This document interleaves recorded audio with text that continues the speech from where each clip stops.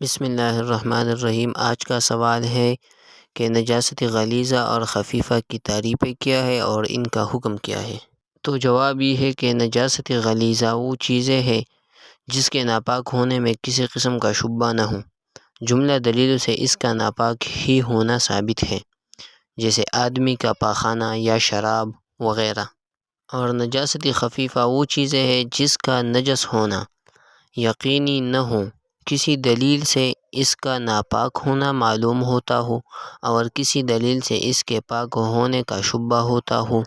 نجاست غلیظہ کا حکم یہ ہے کہ جس شخص کو نجاست غلیظہ لگ جائے، جیسے خون، پیشاب، پاخانہ، شراب، 1 درہم کی مقدار یا اس سے کم، تو جائز ہے نماز اس کے ساتھ کرنا، اور اگر زیادہ ہو تو جائز نہیں ہے۔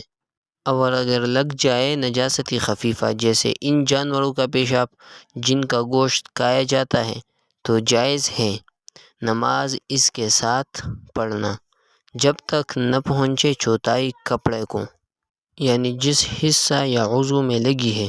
اگر اس کے چوتھائی سے کم میں لگی ہو تو معاف ہے، اور اگر پورا چوتھائی یا اس سے زیادہ ہو تو معاف نہیں، اس کا دھونا واجب ہے، یعنی بغیر دھوئے نماز درست نہیں ہے۔